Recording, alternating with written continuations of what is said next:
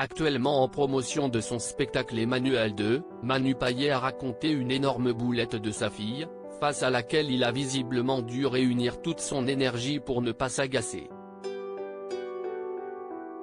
Une belle leçon de paternité.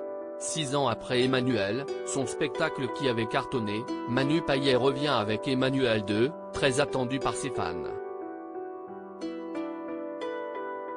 Depuis ce dernier spectacle, la vie de l'humoriste a été totalement chamboulée par l'arrivée de son premier enfant, une petite fille prénommée Lydie, née de ses amours avec sa compagne Pauline.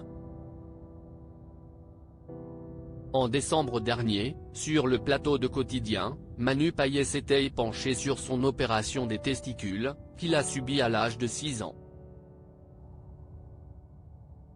Une intervention chirurgicale qu'il avait à nouveau évoquée dans les colonnes du Parisien, lui qui a avoué avoir toujours eu la crainte de ne pas pouvoir être papa. J'ai toujours eu peur que ça ne marche pas, qu'on me quitte à cause de ça, c'était ma grande angoisse depuis mon opération.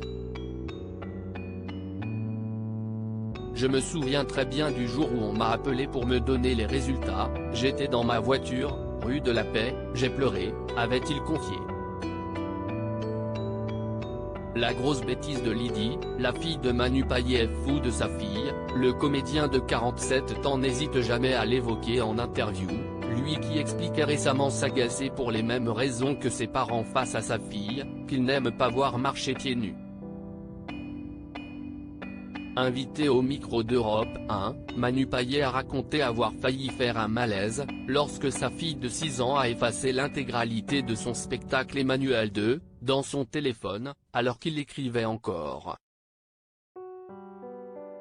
Et là, quand je me suis rendu compte que c'était ce qui s'était passé, que ma fille avait vraiment effacé le texte. Ma femme me regardait et m'a dit, mais qu'est-ce ce que t'as ? On dirait qu'il va faire un malaise. Et heureusement que j'étais assis. Je pense que je serais tombé, a-t-il expliqué.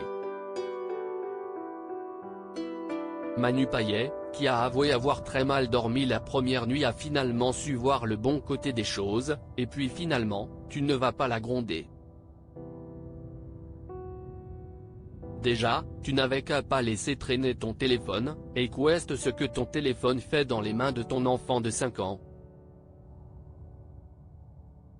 Mais, en fait, je reviens à la liberté et j'ai été soumis à ce truc.